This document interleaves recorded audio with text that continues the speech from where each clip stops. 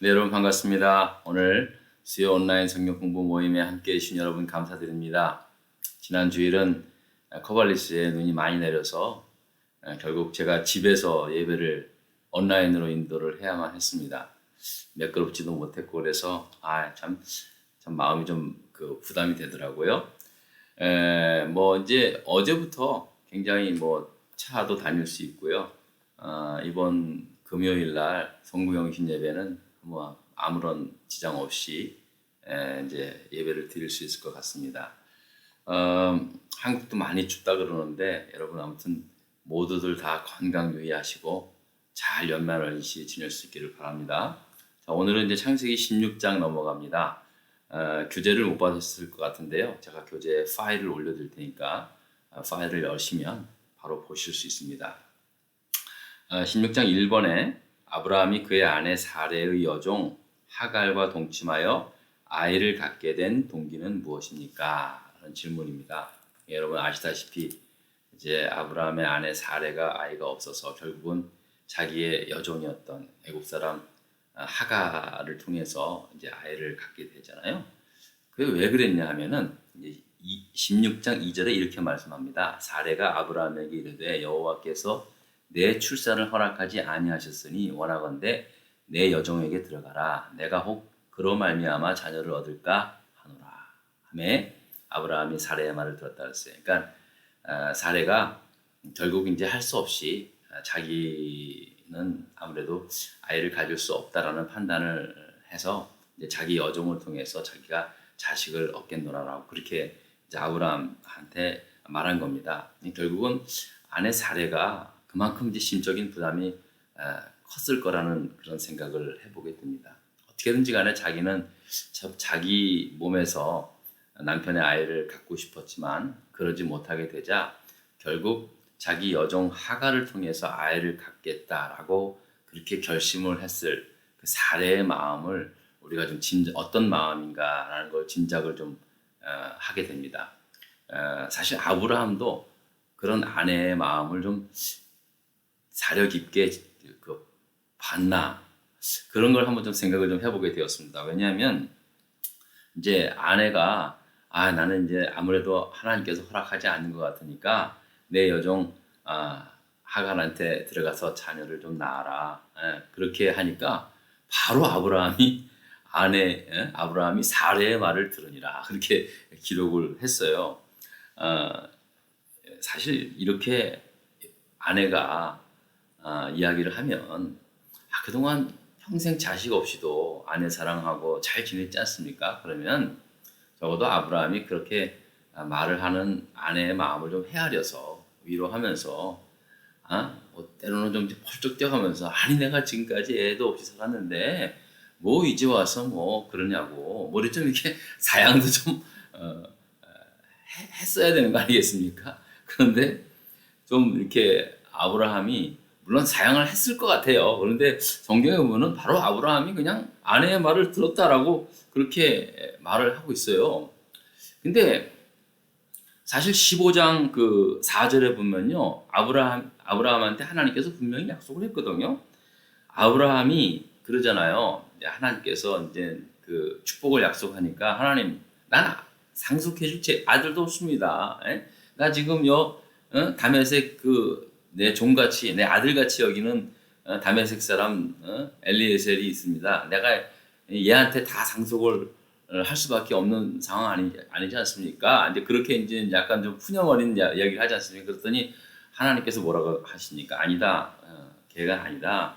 반드시 네 몸에서 난 자녀들을 통해서 내가 하나님께서 그렇게 축복을 해주시겠다고 약속을 하지 않습니까? 그러니까 사실은 아브라함은요 그렇게 얘기를 해야 되는 거예요. 사례한테 여보, 하나님께서 나한테 이런 말씀 하셨잖아. 그러니까 반드시 내 몸을 통해서 나의 씨를 허락해 주신다고 했으니까 좀 조금만 참아라. 그렇게 얘기를 했어야 되는데 아브라함은 이런 생각이 했나 봐요. 내 아들이 태어나면 되는 거니까 아내한테서 태어나든 아니면 아내의 여종에게서 태어나든 아들만 태어나면 된다. 자녀만 태어나면 된다라는 식의 생각을 했는지는 몰라도 아무튼 아내 사례가 그렇게 말을 하자마자 그냥 아내의 여종 하갈을 취하게 되었다라고 그렇게 성경은 말하는 겁니다. 아브라함이 순진한 건지 바보인지 참 그 여자 말을 들을 걸 들어야죠. 막상 아내 사례가 그렇게 어렵게 얘기했으면은요, 좀 약간 좀 이렇게 좀 기다리고 좀 위로하면서 좀 해야 되는데 마치 기다렸다는 듯이 그냥 냉큼 그런 모습이 이렇게 보여요.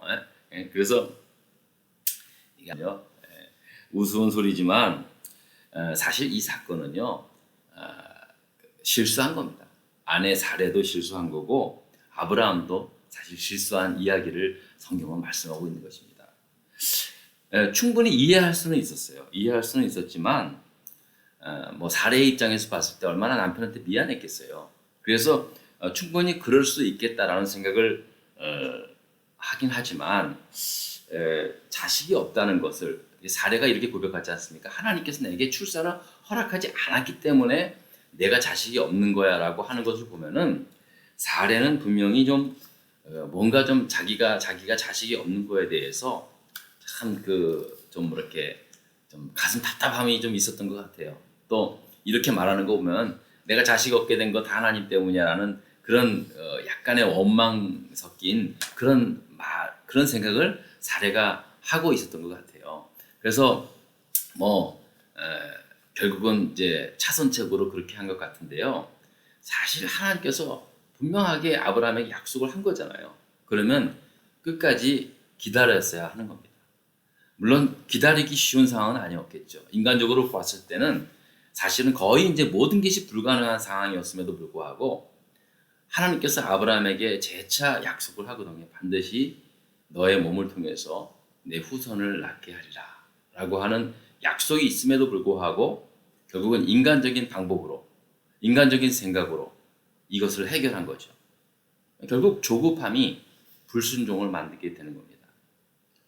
여러분, 이 굉장히 중요한 교훈을 남겨주고 있는데요. 우리도 마찬가지예요.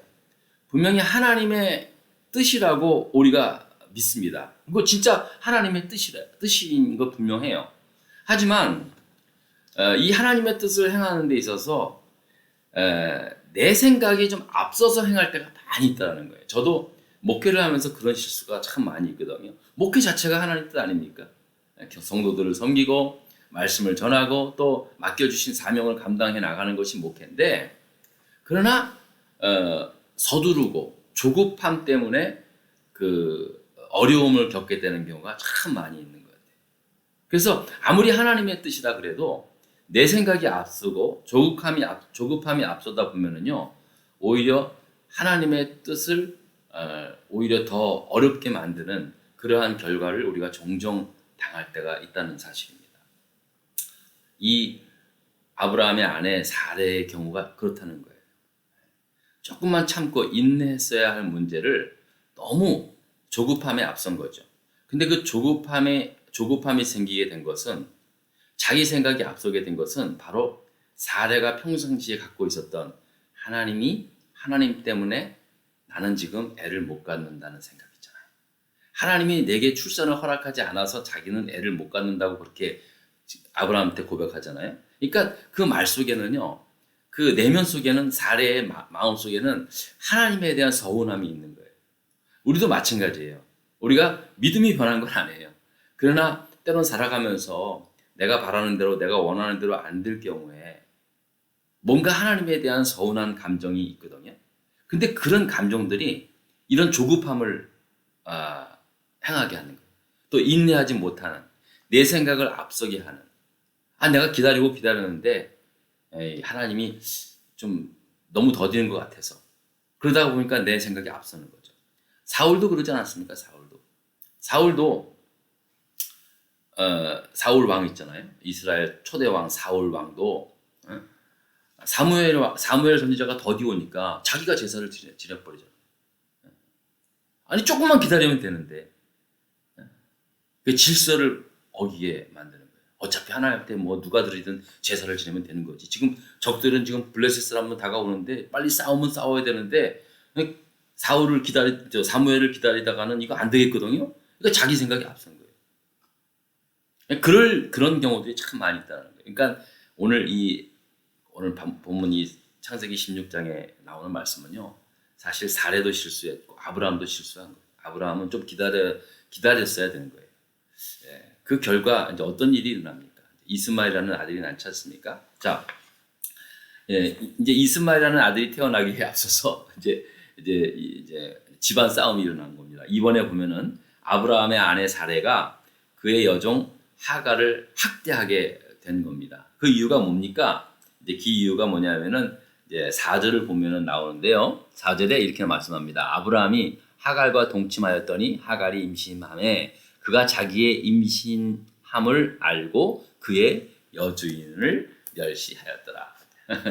예, 어제까지만 해도 하갈은 사레의 여종이었습니다.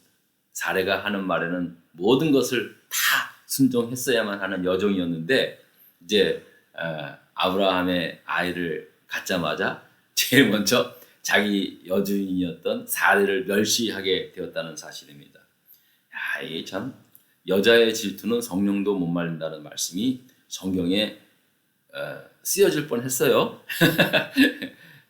여자의 질투는요 무서운 겁니다. 감히 이제 사례를 건드렸어요. 사례가 이게 보통 여자가 아니거든요. 그러니까 망국의 어머니가 되었죠. 난리가 난 겁니다. 네가 감히 나를 갖다가 멸시해. 가뜩이나 자기 남편 뺏긴 기분인데 가뜩이나 지금 얼마나 지금 스트레스를 받았겠습니까? 애는 못 낳지. 결국은 자기 여종한테 자기 남편을 이렇게 남편의 아이를 낳게 하는 사례의 마음을 누가 헤아릴 수 있겠습니까? 그런데 자기를 멸시해 애를 가졌다고 난리 난 겁니다. 결국 아브라함이 모든 책임을 지게 되는 겁니다. 5절, 6절 말씀을 한번 읽어보겠습니다. 5절, 6절, 창세기 16장 5절, 6절입니다. 사레가 아브라함에게 이르되 내가 받는 모욕은 당신이 받아야 옳도다 라고 말합니다. 이거 세죠?